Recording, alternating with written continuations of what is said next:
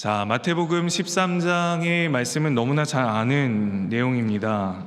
무슨 비유죠?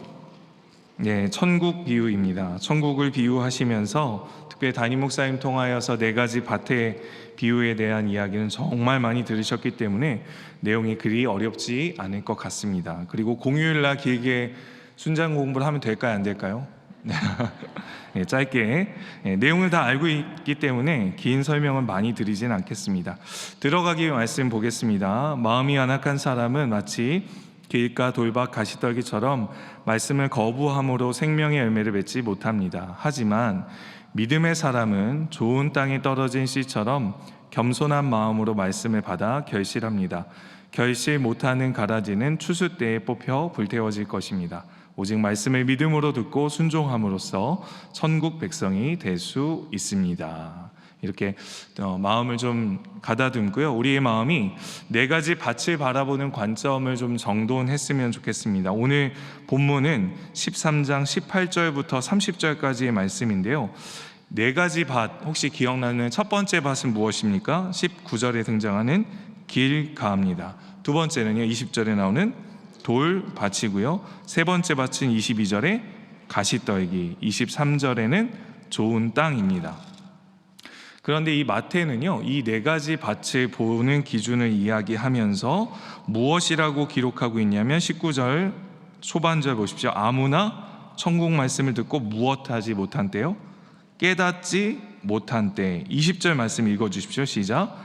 돌밭에 뿌려졌다는 것은 말씀을 듣고 즉시 기쁨으로 받되. 21절입니다. 그 속에 뿌리가 없어 잠시 견디다가 말씀으로 말미암아 환난이나 박해가 일어날 때에는 곧 넘어지는 자요, 결실하지 못하는 자요라는 뜻입니다. 22절 읽어주십시오. 시작.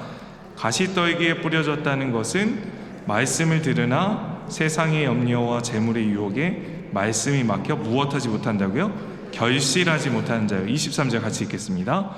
좋은 땅에 뿌려졌다는 것은 말씀을 듣고 깨닫는 자니 결실하여 어떤 것은 100배, 어떤 것은 60배, 어떤 것은 30배가 되느니라 하시더라. 4가지 밭을요, 마태는 말씀을 듣고 깨달아서 무엇하는 자라고 얘기하냐면 결실하는 자라고 기준을 제시합니다. 그러니까 4가지 밭의 비유이긴 하지만 기준이 무엇이라고요? 결실하는 것입니다. 말씀을 듣고 깨달아서 결실하는 것. 담임 목사님이 이 말씀을 예전에 설교하시면서 understand 이런 표현을 쓰셨는데, 그 말씀 아래 머무는 자가 결실하는 자다. 그 말씀을 이해하고 깨달아서 결실하는 자다, 열매 맺는 자다, 이렇게 이야기합니다. 성도님, 제가 예전에 말씀 한번 나눌 때 계산을 해본 적이 있는데, 한번 1년에 몇 번 예배 드리시죠? 공적 예배만 한번 생각해 보겠습니다. 주일 오전 예배, 오후 예배, 그리고 수요 예배, 금요 집회. 한 주에 몇 번이죠? 4번입니다. 그럼 52주면 몇 번이죠? 약 200번이 넘어섭니다. 거기에 새벽 예배 하시는 분 포함하면 300번. 그러면 도합 1년에 몇 번 예배 드리시죠? 200 더하기 300은 500번 이상 예배 드리십니다. 자, 오늘 말씀을 읽으면서 무슨 생각이 드십니까? 돌밭, 길가, 가시밭, 좋은 밭. 말씀이 뿌려져서 그 말씀을 듣고 깨달아서 결실하는 500회의 삶이 있다면, 옆에 분들 마스크 쓰셨으니까 눈으로만 한번 볼까요? 우리의 형상이 누구를 닮아야 할까요?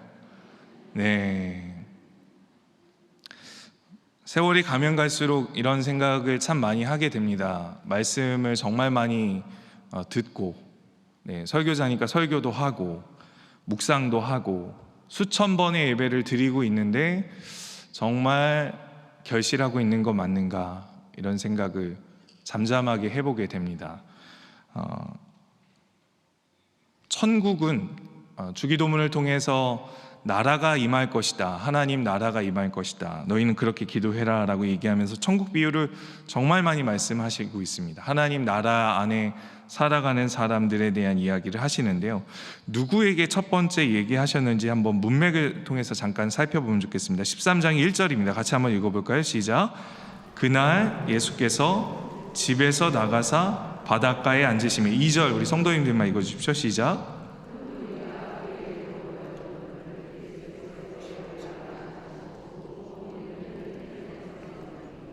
배에 올라가서요, 바닷가에서 이렇게 좀 띄워셨던 것 같습니다. 그래서 큰 무리가 이제 바닷가에 모여 있으니까 예수님이 배 위에서 이 비유를 얘기하시는 거죠. 3절입니다. 예수께서 비유로 여러 가지를 그들에게 말씀하여 이르시되 씨를 뿌리는 자가 뿌리러 나가서 길가 돌밭 가시떨기 좋은 땅 귀 있는 자는 들어라라고 1차 비유를 드셨습니다. 그런데 10절 말씀 우리 같이 한번 읽어보겠습니다. 시작. 제자들이 예수께 나와 이르되 어찌하여 그들에게 비유로 말씀하십니까? 라고 얘기합니다. 그러니까 큰 무리가 있었고 1차 청취자들은 큰 무리였습니다. 근데 제자들만 따로 예수님 왜 비유로 말씀하셨습니까? 그러자 11절 대답하여 이르시되 천국의 비밀을 아는 것이 너희에게는 허락되었으나 그들에게는 아니 되었나니 라고 얘기하시면서 오늘 우리가 읽은 본문 18절에 이렇게 기록하는 거죠. 그런즉 씨 뿌리는 비유를 무엇하라고요? 들으라. 그러니까 이 말씀의 지금 18절부터의 본문의 핵심은 제자들이 듣고 있는 겁니다. 제자들이 이 비유를 들으면서 깨달아야 했던 거고, 이 천국 말씀을 들음으로 이 30배, 60배, 100배의 열매를 맺어야 하는 중요한 결실하는 자에 해당이 되는 것이죠. 자, 그래서 오늘 본문 말씀 보시면 오늘 순서지를 참고하시면 1번 보십시오. 씨 뿌리는 비유는 열매 맺는 신앙과 열매 없는 불신앙 두 양태를 보여줍니다. 길가 돌밭 가시떨기 떨어지는 씨, 말씀의 공통적인 결말은 무엇이었습니까? 결실하지 못한다. 열매를 맺지 못한다. 수많은 말씀을 듣지만 열매 맺지 못한다. 1년에 500번 이상 말씀을 듣고 저는 설교를 하고 말씀을 나누지만 제 삶의 영혼의 열매가 맺혀지지 않는다.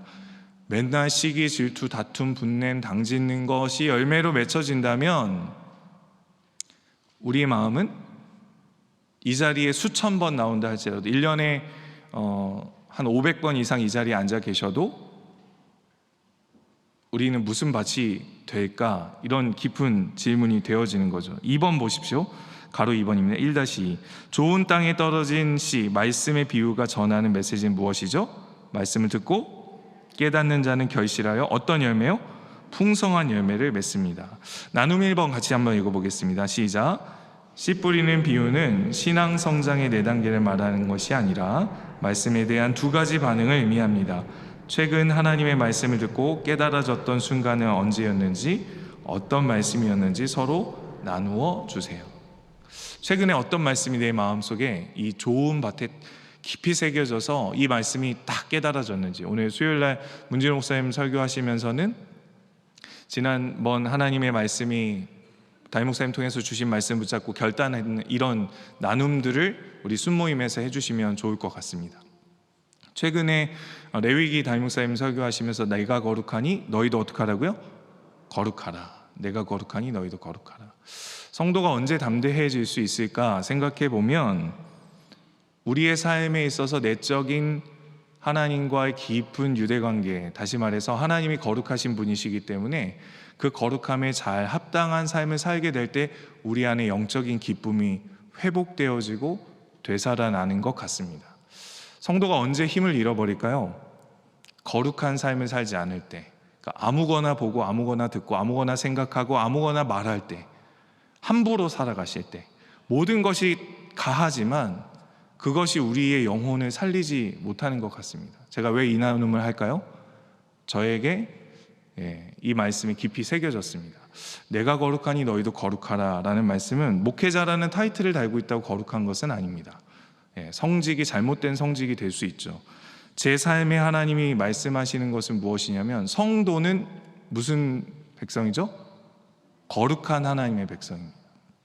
그러니 저와 우리 모두는 하나님의 말씀을 받고요, 그 말씀을 깊이 새겨서 귀한 열매를 맺어가야 합니다. 따라서 나눔 1번 나눔하실 때 최근에 말씀을 듣고 깊이 깨달아졌던 순간을 좀 깊이 나눠주십시오. 그래서 우리의 삶에 아름다운 열매들이 풍성히 맺혀질 수 있도록 나눔해 주시면 좋을 것 같습니다. 나눔 2번 같이 한번 읽어보겠습니다. 시작. 성도가 삶 속에서 열매를 맺는다는 것은 그리스도의 제자로서 살아가는 것을 의미합니다. 즉 성도가 하나님의 말씀을 듣고 깨달아 맺게 되는 결실의 풍성함은 이웃과 세상의 것이 되어야 합니다.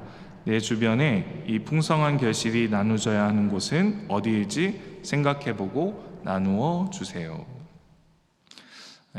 일단은 첫 번째 이 말씀에 청취자는 제자들이었습니다. 큰 무리였다가 제자들이었습니다. 제자들이 30배, 60배, 100배의 열매를 맺어서 사복음서가 끝이 나고 나면 제자들이 무엇하죠? 복음의 증거자들이 됩니다. 귀한 열매를 통해서 자기 자신의 영혼만을 채우는 것이 아니라 주변에 로마로 길이 열린 복음의 길 가운데 이 제자들의 영적인 열매들은 결실함은 주변과 이웃들에게 그리스도의 복음을 증거하는 데 귀하게 사용되었습니다. 그렇다면 우리 충현의 순장님들을 통해서 나누어지는 말씀, 우리 충현교회 온 성도님들이 담임 목사님을 통해서 주시는 하나님의 생명력 있는 말씀을 먹고 마시고 그래서 들어서 좋은 밭에 뿌려지면 이 풍성한 결실은 누구의 것이 되어야 하죠? 나의 것이 아니라 내 주변의 이웃과 세상의 것이 되어야 합니다. 아직 부패하고 아직 어두운 그 땅에 우리 순장님들을 통해 나누어지는 생명력 있는 하나님의 말씀이 가정의 어두움을 밝히고 썩어져가고 꺼져만 가는 것 같은 이 세상 속에 귀한 열매로 사용될 수 있기를 간절히 소망합니다. 그래서 이번 나눔 하실 때는 나의 이 귀한 열매가 어디에 사용되어야 할지 30배, 60배, 100배의 하나님 나라를 이루었다면 이것이 어디 곳에 사용되어야 할지를 나눠주시면 좋을 것 같습니다. 믿지 않는 부모님들에게 또 믿지 않는 자녀들에게 이 귀한 열매가 나누어질 수 있었으면 좋겠고 직장과 주변과 이웃이 있다면 그렇게 나누어질 수 있었으면 좋겠습니다. 특별히 이제 우리 봉사위원회에서 감당하고 있는 피로 모르시나요? 충현교회에서 하는 행사인데 피로 회복이 있습니다. 열심히 우리가 실제적인 삶을 나누는 데 있는데 동참해 주시면 좋을 것 같습니다. 2번입니다. 주님이 결국 심판날에 가라지를 알곡에서 분리해내어 불태울 것입니다 라고 이야기합니다. 본문 내용을 간략하게 살펴보고 말씀을 좀 정리하겠습니다. 24절 말씀 보시겠습니다. 24절 읽겠습니다. 시작. 예수께서 그들 앞에 또 비유를 들어 이르시되 천국은 좋은 씨를 제밭에 뿌린 사람과 같으니 25절을 제가 읽겠습니다. 사람들이 무엇할 때요? 잘 때에 그 원수가 와서 곡식 가운데 가라지를 덧뿌리고 갔더니 당시 유대 사회에서는요 경쟁 구도에 있었던 이 농작인이 좋은 밭에 열심히 씨를 뿌리고 난 다음에 밤에 잘 때 실제로 이런 일이 있었다고 합니다. 밤에 모든 사람이 잘 때요 의도적으로 악한 씨를 뿌리는 거죠. 의도적으로 남들이 잘 때 곡식 가운데 가라지를 뿌리고 가는 겁니다. 이러한 일들 가운데 있으니 이것을 본 종들은 어떤 일을 행하고 싶을까요? 이것을 언제 발견하는지 한번 보시겠습니까? 26절입니다. 같이 한번 읽어보겠습니다. 시작. 싹이 나고 결실할 때에 가라지도 보이거늘. 그러니까 당장 발견한 건가요? 아니면 결실할 때까지 기다리고 발견한 거죠? 결실할 때까지 기다리고 발견한 겁니다. 그러니까 언제 누가 무엇을 뿌렸는지 알 수 없다가 결실할 때가 돼서 열매 맺을 때가 딱 보니까 그때 가라지도 함께 자라고 있는 겁니다. 결실할 때와 추수할 땐 다릅니다. 30절 말씀 보십시오. 같이 한번 읽어보겠습니다. 시작. 둘 다 추수 때까지 함께 자라게 두라. 그러니까 열매를 맺을 때와 이 추수할 때는 또 다른 시간이 존재하는 것입니다. 자, 2번 문제 보십시오. 좋은 씨가 1번 문제를 풀어야죠. 2-1번. 좋은 씨가 뿌려진 곡식 가운데 누가 와서 가라지를 뿌리고 갔습니까?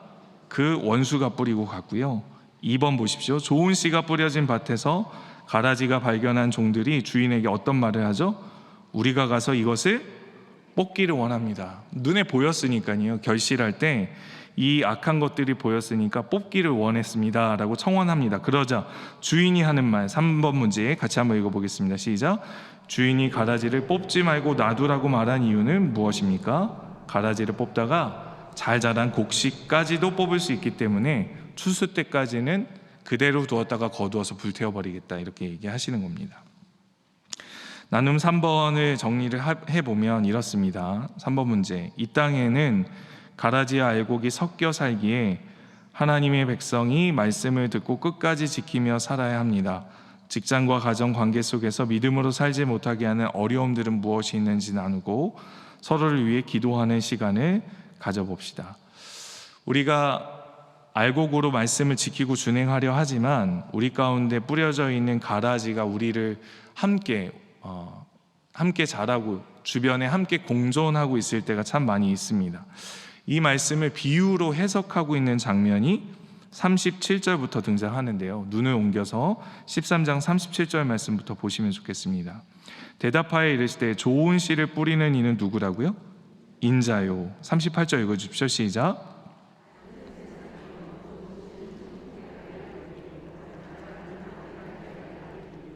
39절 제가 읽겠습니다. 가라지를 뿌린 원수는 마귀요 추수 때는 세상 끝이요 추수꾼은 천사들이니. 그러니까 우리가 이 땅을 살면서 믿음을 지키고 삶을 살아가기가 참 쉽지 않습니다. 그 부분을 나눔 3번을 통해서 나눠주시면 됩니다. 우리가 믿음을 지키려 하는데 세상의 가치관이, 세상의 물결이, 세상의 유혹이 우리를 힘들게 하는 것들이 있습니다. 그러면 그것을 함께 나눠주십시오. 그리고 우리가 잊지 않아야 하는 것, 그럼 마지막은 어떻게 되는가? 마지막은 어떻게 되죠? 가라지는 뽑혀서 불에 태워집니다. 근데 목사님 너무 힘든 거 아닌가요? 그 상황을 함께 버텨내는 게 참 쉽지 않습니다 라고 얘기하실 수 있습니다. 그래서 이 비유의 마지막을 한번 살펴보면 좋겠습니다. 13장 43절 같이 읽겠습니다. 시작. 그때의 의인들은 자기 아버지 나라에서 해와 같이 빛나리라. 귀 있는 자는 들으라. 마지막에 의인들은 어떻게 된다고요? 해와 같이 빛난다라고 기록합니다. 성도님들, 담임 목사님 예전에 이 본문 설교하시면서 제가 기억이 나는 게 있는데요. 이렇게 표현하셨습니다. 하나님이 알곡을 보호하신다. 알곡을 무엇 하신다고요? 보호하신다. 로마서 말씀에 기억이 납니다. 미리 정하신 자를 부르시고 부르신 자를 의롭다 하시고 의롭다 하신 자를 영화롭기까지 하신다. 이게 바로 하나님의 사역이다. 저와 성도님들 안에 누가 사시죠? 성령 하나님이 사십니다. 믿으십니까? 때로는 우리에게 가라지가 함께 자라는 일들이 쓰라리게 하고 아프게 하고 고통스럽게 합니다. 세상이 더 커 보이게 할 때도 종종 있습니다. 그러나 잊지 않으셔야 하는 것은 우리를 구원하신 것이 우리의 노력이 아니라 우리와 상관없이 그리스도 밖에 있었던 우리에게 무엇을 두셔서요? 성령을 두셔서 도저히 하나님 자녀라고 불려질 수 없는 우리에게 하나님 자녀라고 칭호를 허락하실 뿐만 아니라 우리 안에 그 하나님을 두셨습니다. 때문에 우리가 마지막까지 어떻게 버티지? 어떻게 잘 유지하지? 이런 염려가 들 때에 마지막 우리를 의인 삼으신 택하여서 과정 가운데 마지막 끝까지 인도하실 분이 누구시라고요? 성령 하나님. 믿으십니까? 그 확신을 가지시고 우리가 어떻게 된다고요? 마지막 때에 무엇과 같이 빛난다고요? 해와 같이 빛난다. 믿으십니까? 우리만 그러면 이 열매를 맺어야 될까요? 아니면 우리 자녀, 우리 부모님 맺어야 될까요? 함께 맺어야 되죠. 함께. 그래서 말씀을 풍성히 열매 맺으시고 결실하시고 우리의 것으로만 가두지 마시고 우리 제자들처럼 사도행전 이후에 수많은 제자들이 이 땅끝까지 복음을 전했던 것처럼 우리 충현교회 순장님들 통해 가정을 통해 자녀들에게 우리 주변과 이웃들에게 세상에게 이 풍성한 결실들 나누실 수 있는 한 주 되길 간절히 소망합니다.